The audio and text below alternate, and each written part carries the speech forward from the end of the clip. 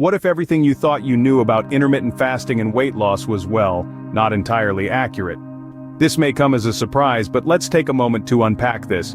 You've probably heard of intermittent fasting, right? It's become a popular trend in recent years. Many people swear by it, claiming it's their secret weapon for shedding those stubborn pounds. But what if the reality is somewhat different? A recent study published in the Annals of Internal Medicine has thrown a bit of a curveball. It suggests that the weight loss associated with intermittent fasting might not be due to the fasting itself. Instead, it might be down to a simple rule that's been around as long as dieting itself: cutting calories. Yes, that's right. It seems that it's the reduction in calorie intake that accompanies intermittent fasting, rather than the fasting schedule itself, that leads to weight loss. Intrigued? Let's delve deeper into the science behind this. Published in the Annals of Internal Medicine, the study involved two groups of participants. There were 41 individuals who took part in this research, split into two distinct groups. 21 of them were placed in the time-restricted diet group, while the other 20 followed their usual eating patterns. Over the course of 12 weeks, these two groups were meticulously monitored. The time-restricted group followed a specific eating schedule, often known as intermittent fasting. This is where you limit your eating to a specific window of time each day, but within that window, you're free to eat as you please. The second group, on the other hand, followed their usual eating patterns with no restrictions on when they could eat. The focus for both groups was not on what they ate, but when they ate. After 12 weeks, the results came in, and they were rather intriguing. Both groups had lost a similar amount of weight. This suggests that the time-restricted eating, or intermittent fasting, does not enhance weight loss when calorie intake is the same across both groups. In other words, it's not necessarily when you eat that impacts weight loss, but how much you eat overall.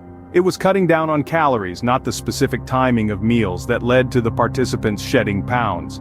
However, this study is not without its limitations. The sample size was relatively small, and there was a lack of diversity among the participants. So, while the findings are interesting, they are by no means definitive. But before you throw out your intermittent fasting schedule, it's worth considering a few things. While the study provides fascinating insights, it's important to note a few limitations.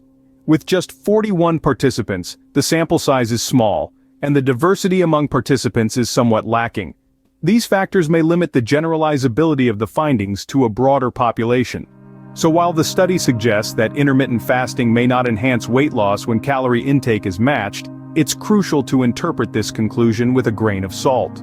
We also need to remember that the study is not dismissing the benefits of intermittent fasting. Rather, it's suggesting that the effectiveness of intermittent fasting might be more closely related to reducing overall calorie intake. This doesn't negate the fact that many people find intermittent fasting to be a simplified and accessible dietary strategy for weight loss. Moreover, other potential benefits of intermittent fasting go beyond weight loss. For instance, some people report increased energy and productivity, as well as improved insulin sensitivity, particularly beneficial for those with type 2 diabetes. However, it's essential to approach intermittent fasting with caution, especially for individuals with certain health conditions. For instance, those with kidney disease, pregnant or breastfeeding women, or people taking blood sugar medications should consult a healthcare professional before starting an intermittent fasting regimen. So, what's the bottom line? Let's wrap this up. The study's findings suggest that it's not so much about when you eat, but rather how much you eat. The key takeaway from the study is the importance of calorie intake in weight loss. While intermittent fasting can offer a simplified and accessible approach, it's the reduction in calories that ultimately drives the weight loss. Even if you are fasting, if your calorie intake remains high, weight loss may not be achieved. The study reminds us that a balanced diet coupled with mindful eating can be more effective than simply restricting eating hours.